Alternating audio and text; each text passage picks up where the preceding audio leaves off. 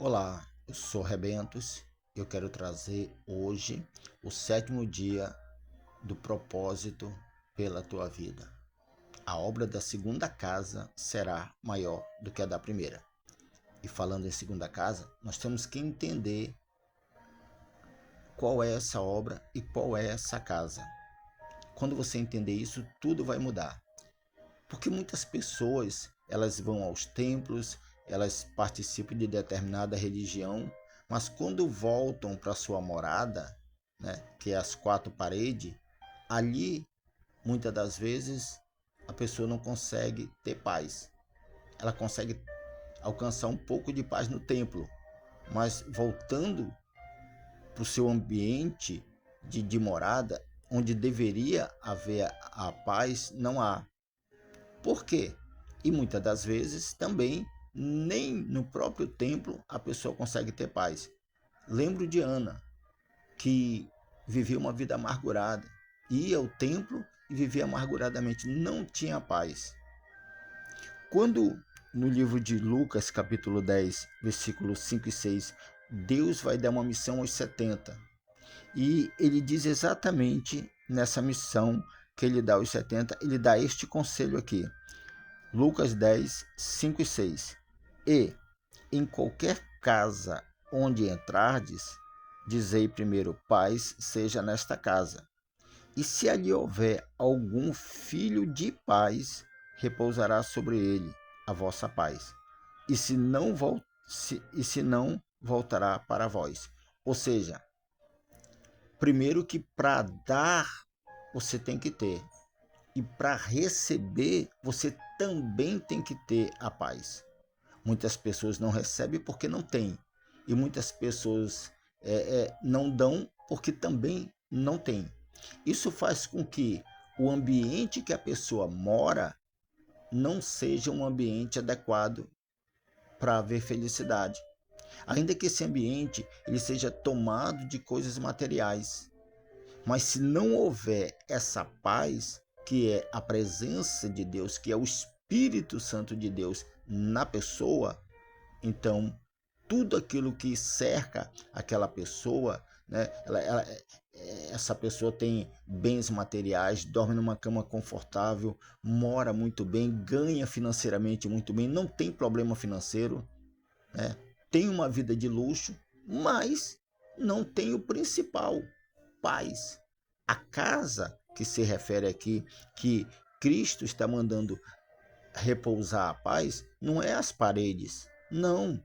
Tem pessoas que vão a determinados templos, pegam um elemento, ungem as paredes, como se o problema fosse as paredes. Não. O problema é interno, é na alma, é no coração, é na mente. É ali que precisa haver uma mudança. É ali que precisa haver a paz.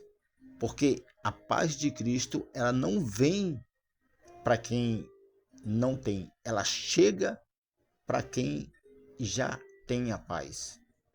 Se você está me ouvindo agora, você é uma pessoa que você não tem paz, está na hora de você buscar essa paz. Através de oração, através de jejum, através de um encontro real com Deus.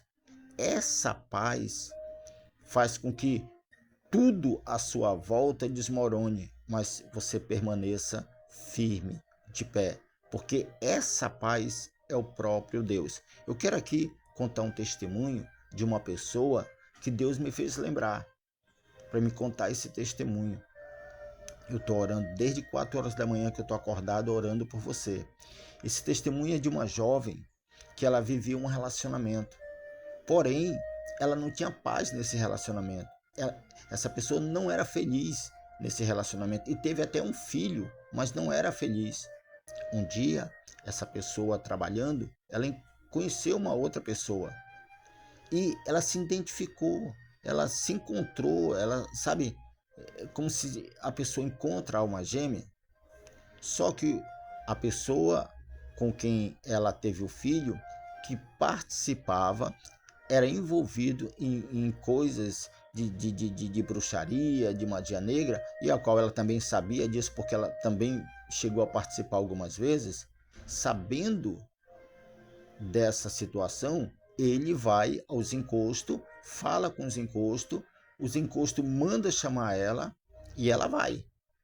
E o encosto falou para ela que se ela não voltasse para ele, para o perna de calça deles, eles iriam fazer ela perder tudo, que ela trabalhava no shopping, que foi onde ela conheceu o grande amor da vida dela.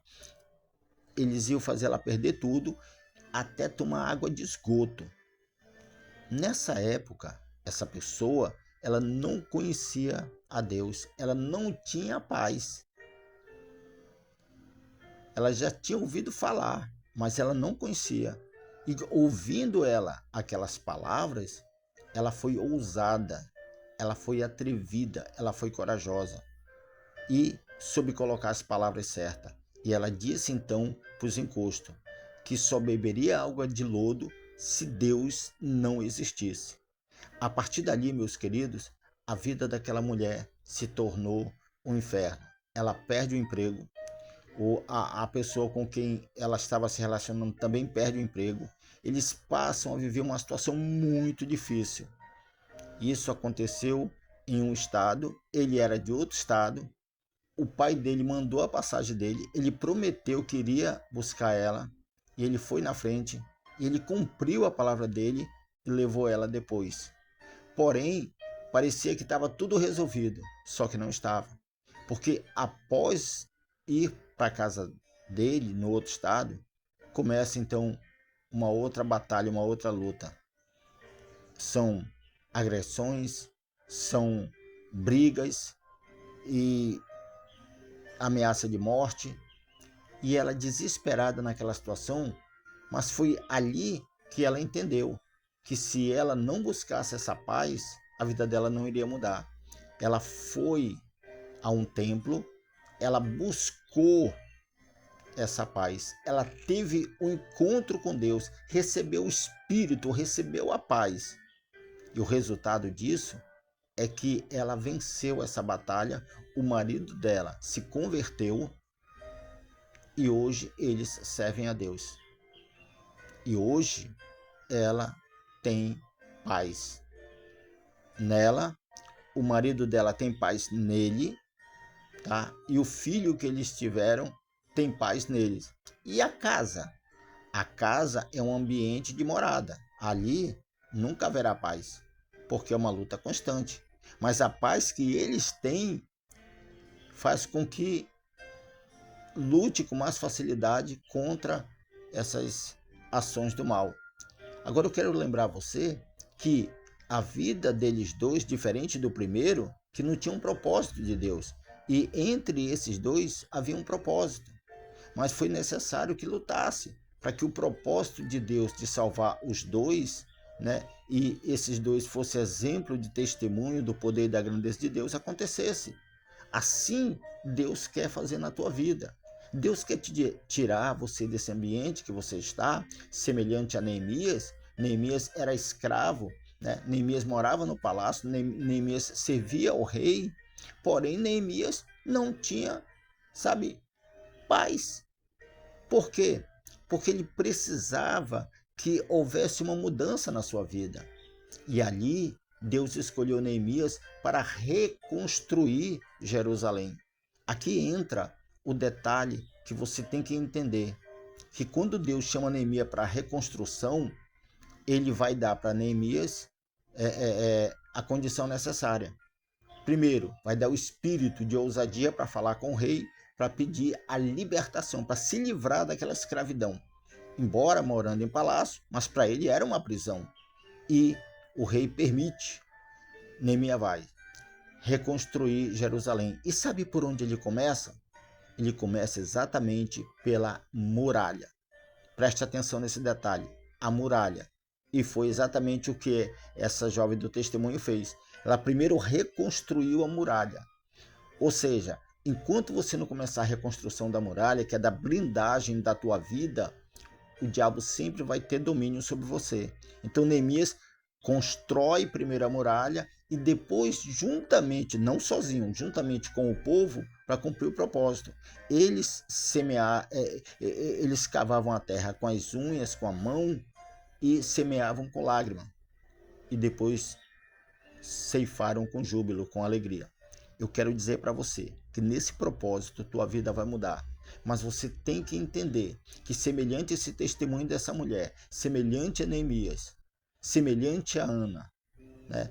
Você tem que primeiro reconstruir a muralha espiritual à tua volta. Você tem que entender que a paz tem que começar em você. Você tem que buscar esse espírito, esse encontro, para ter ousadia, para falar para o mal, para dizer para o mal: eu não te aceito mais na minha vida. E tudo vai mudar. Eu quero fazer uma pequena oração por você.